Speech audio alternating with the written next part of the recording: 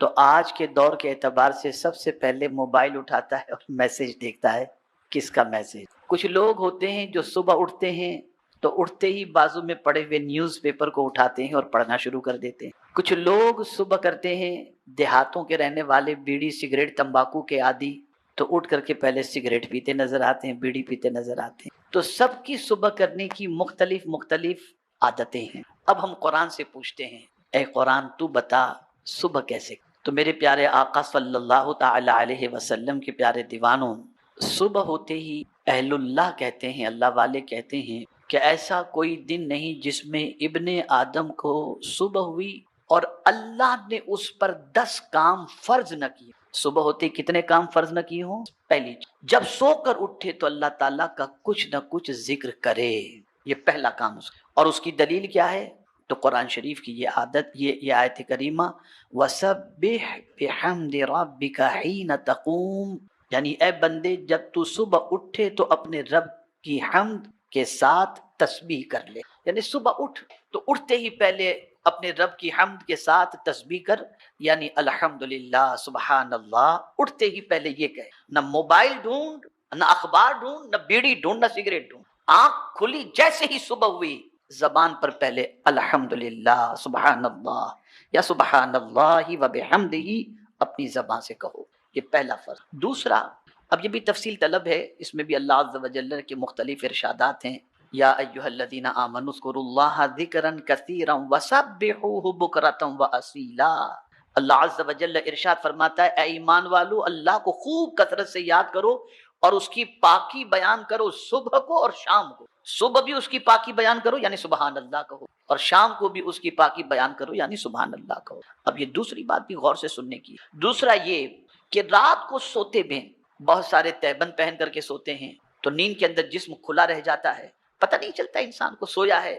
تو فرمایا گیا کہ صبح اٹھ کے پہلا کام جیسے ہی آنکھ کھلی اپنے کپڑوں کو درست کرو، یعنی جو سطر تمہارا کھل چکا تھا اس سطر کو پہلے ڈھانک دو. اور اس کی دلیل لائے، یا بنی آدم خذوا زینتکم عند کل مسجد، یعنی اے بندو اپنی زینت لیے رہو، یعنی کپڑے پہنے رہو، اور زینت کم سے کم وہ کپڑا ہے جو واجب الستر یعنی اعضاء کو چھپا سکے. اس لیے کہ تمہیں صبح اٹھ کے نماز پڑھنی ہے نا، تو جب صبح فجر کی نماز تمہیں ادا کرنی ہے تو بغیر ستر چھپائے ہوئے یعنی پردہ پوشی کیے ہوئے ستر کو جو ہے جو کھل گیا تھا اسے چھپائے تو نماز نہیں ہوگی. تو پہلے اپنے کپڑے تم دو. یہ دوسرا کام.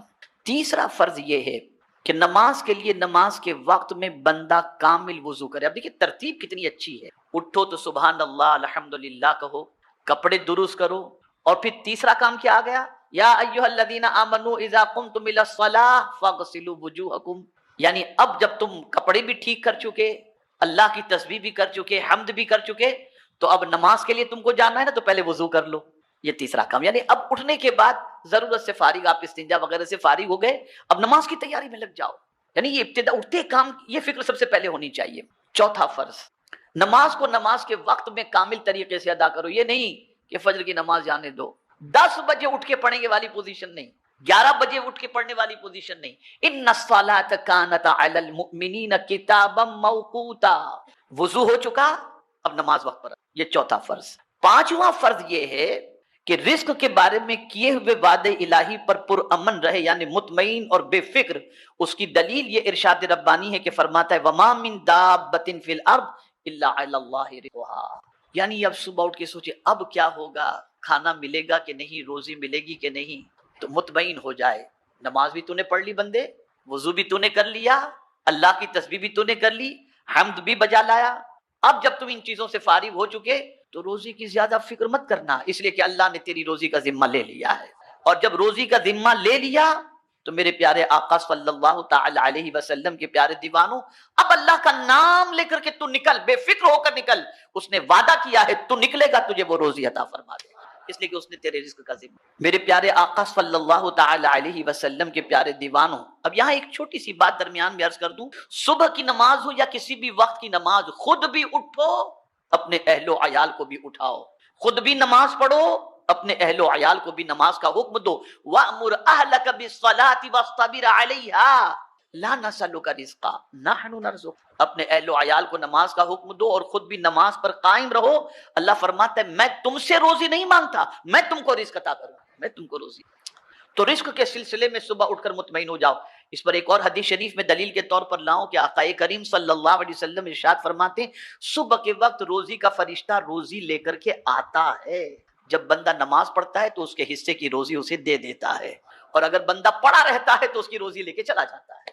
تو پتہ چلا اٹھے، نماز ادا کر لیے، تمہارے حصے کی روزی کے لیے تم مطمئن ہو جاؤ، اللہ تمہارے حصے کی روزی تمہیں عطا فرمائے گا۔ اب چھٹا فرض یہ ہے کہ اللہ کی تقسیم پر قناعت کریں۔ یعنی اب آپ نکلے تو آپ نے دیکھا کسی کو صبح دکان کھولتے ہی ہزاروں کا مال اس کا بک گیا، اور آپ کی شام تک کوئی کسٹمر آپ کی دکان پر نہیں آیا، تو آپ یہ سوچیں کہ یار مجھے اتنا کم اس کو اتنا زیادہ کیوں؟ تو اب اس پر دلیل آ رہی قرآن کی۔ اللہ اکبر، قرآن کہتا ہے نحن قسمنا بینہم معیشتہم فی الحیات الدنیا، یعنی ہم نے بندوں کے درمیان ان کی دنیاوی زندگی میں گزر بسر کی چیزیں بانٹ دی ہیں اپنی مشیت و حکمت سے، بعض کو بعض پر فضیلت دے۔ یعنی اللہ یہ فرماتا ہے مجھے معلوم ہے کس کو کتنا دینا، تو ہم نے تقسیم کر دیا ہے، اس کو اتنا دینا ہے، اس کو اتنا دینا ہے، تو تمہیں جتنا مل جائے تم اس پر قناعت کرو۔ اور اگر کوئی قناعت کرے تو کیا ہوتا ہے؟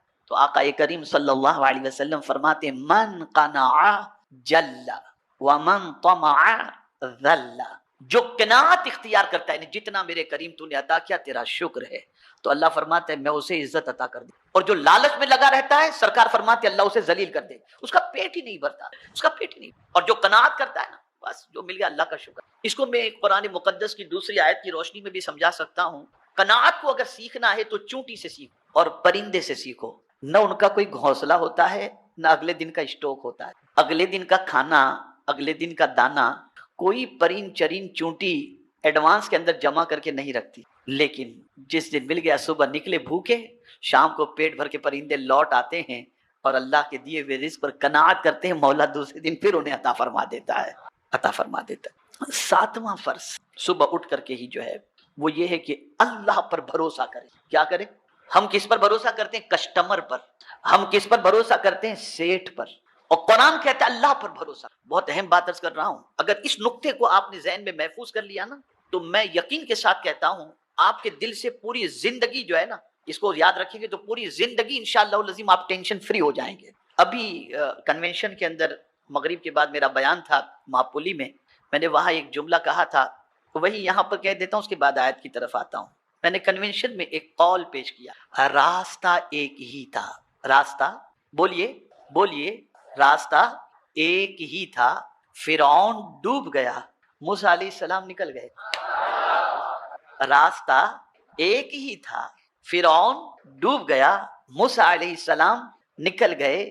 وجہ یہ ہے کہ فرعون کو راستے پر بھروسہ تھا، موسیٰ کو خدا پر بھروسہ تھا۔ سمجھے نا؟ فرعون کو کس پر بھروسہ تھا اور موسیٰ علیہ السلام کو؟ یہ ایک بنیاد۔ اب ہم کسٹمر پر بھروسہ کرتے ہیں، یہ میرا کسٹمر چھوٹ گیا تو کیا ہوگا، ارے آہو بھگت میں لگ گئے اس کے پیچھے، چائے منگاؤ، سینڈوچ منگاؤ، کھانا منگاؤ، پانی منگاؤ، دانا منگاؤ، سب چل جاتا۔ اس نے فون کیا میں نکلا ہوں، بس پہنچ رہا ہوں، راستے میں ایکسیڈنٹ ہوا، ختم معاملہ، فنش۔ آپ نے اس کے بھروسے پر کروڑوں کا لاکھوں کا مال بنا کر کے رکھا، اب کیا کریں؟ تو آپ کا بھروسہ کسٹمر پر تھا۔ تو قرآن نے کتنی عظیم بات کہی ہے، اے بندے تو صبح کسی ایک کتاب کا، کسی ایک رسول کا، کسی ایک فرشتے کا انکار کرنا وہ دائرہ اسلام سے خارج کر دیتا ہے۔ ایسے ہی تقدیر کے سلسلے میں بھی ایمان رکھنا کہ جو کچھ ہماری تقدیر میں لکھا ہے وہ سب کچھ اللہ کی طرف سے ہے، چاہے وہ خیر ہو یا شر ہو، سب کچھ من جانب اللہ ہے۔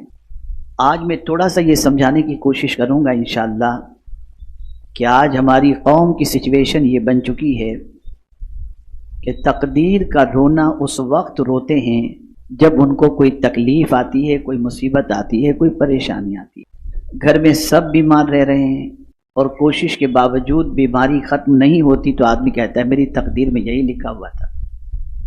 لیکن اسی گھر میں جب مال کی فراوانی ہوتی ہے اور آسائش کے سارے سامان ہوتے ہیں، سب تندرست اور صحت مند ہوتے ہیں، تو وہاں کوئی تقدیر نہیں کہتا، وہاں کہتا یہ تو میرا کمال ہے۔ ہر برائی کو تقدیر پر ڈال دیا جاتا ہے اور ہر اچھائی کو خود کی طرف منسوب کر دیا جاتا ہے۔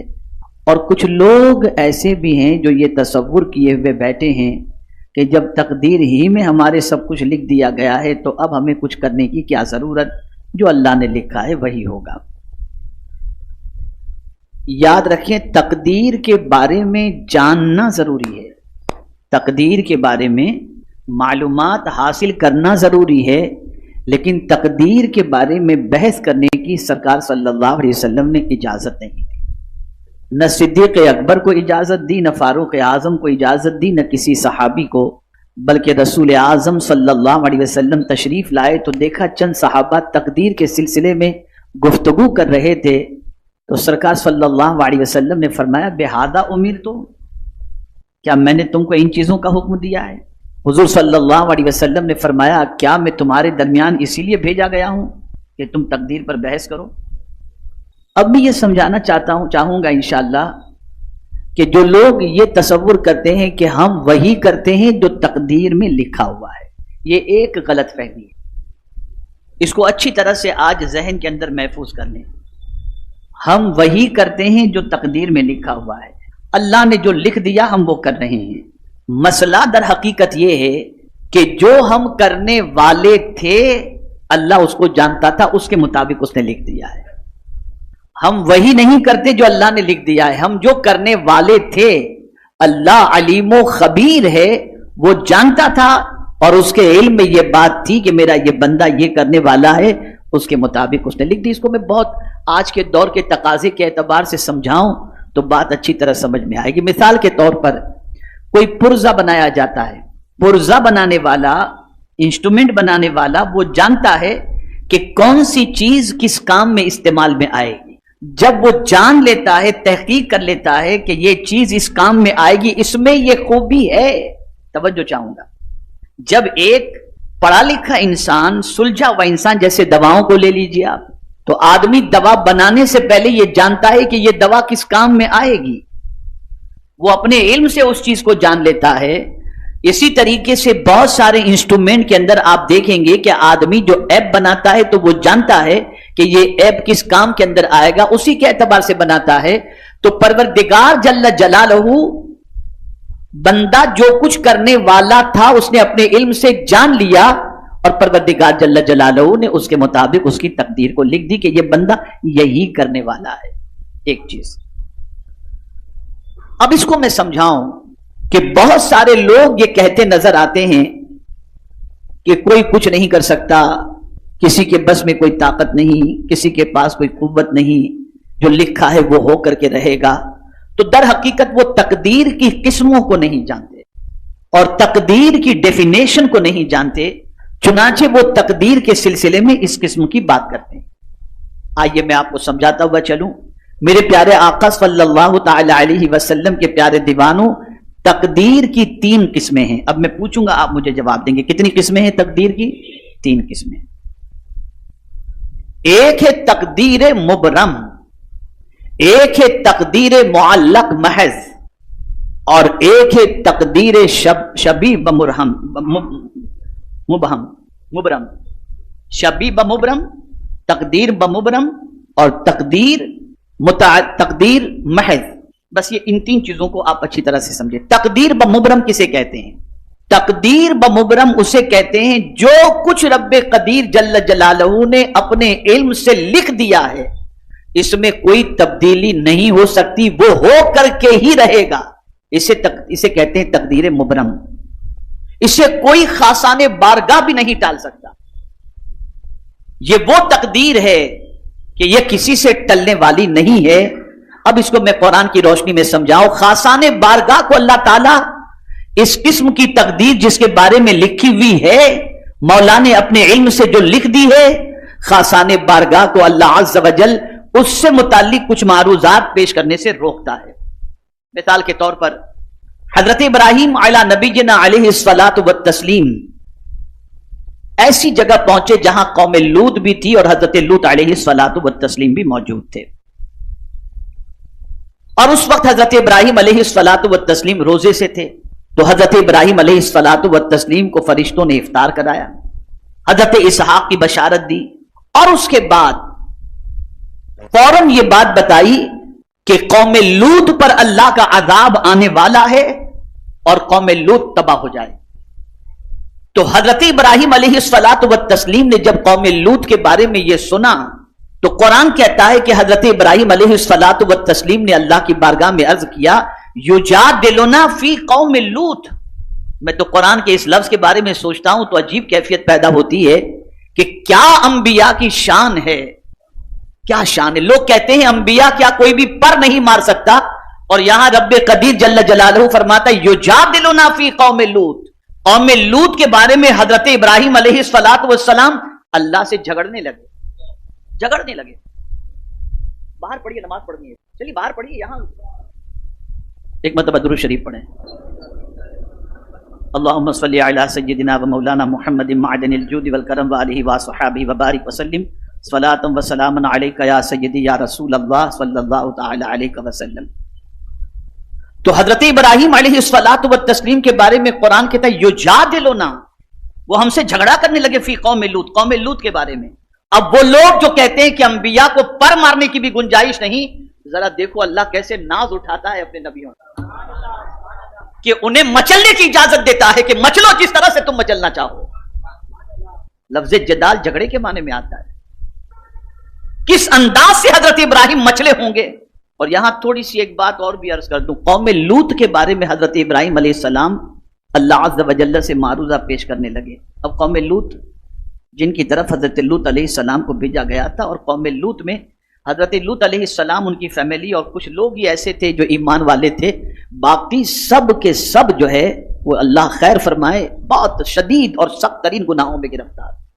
لیکن نبی کی سوچ قرآن بیان کر رہا ہے, نبی کی فکر قرآن بیان کر رہا ہے کہ کسی انسان پر اگر کچھ ہو جائے تو نبی اس کو گوارا نہیں کرتے, وہ بھی عذاب میں گرفتار نہ ہوں, اس کے لیے اللہ کی بارگاہ میں دعا کرتے ہیں. اب دیکھیے قرآن نے آگے کیا کہا, فَأَعْرِضْ عَنْ هَذَا, اے ابراہیم اس سے تم جو ہے وہ دور رہو, اس کی عرض میرے سامنے نہ کرو. روک دیا گیا, حضرت ابراہیم علیہ السلام کو روک دیا گیا کہ قوم لوط کے بارے میں تم مجھ سے عرض کرنے اور معروضات پیش کرنے سے فَأَعْرِضْ عَنْ هَذَا, اس کے سلسلے میں آپ اعراض کریں, پرہیز کریں, نہ کچھ آپ مجھ سے کہیں. کیوں؟ إِنَّهُ قَدْ جَاءَ أَمْرُ رَبِّكَ إِنَّهُمْ آتِيهِمْ عَذَابٌ غَيْرُ مَرْدُودٌ. یہ اللہ نے چونکہ قضائے مبرم ان کے بارے میں قلم فرما دی تھی اور یہ فیصلہ ہو چکا تھا, اس لیے اللہ نے فرمایا کہ یہ ہو کر کے رہے گا اور یہ تباہ ہو کر کے رہیں گے, برباد ہو کر کے رہیں گے. یہ میرا اٹل فیصلہ ہے. تو خاصان بارگاہ کو ایسے موقع پر عرض کرنے سے روک دیا جاتا ہے, اور یہ ہے قضائے مبرم جس کو اللہ نے لکھ دیا ہے, اور جو اٹل اللہ کا فیصلہ ہے اس میں کوئی خاصان بارگاہ بھی جو ہے وہ بارگاہ سمدیجت کے اندر معروضات پیش مچلنے کا موقع دیا جاتا ہے, لیکن اللہ عز و جل ان کو روک بھی لیتا ہے.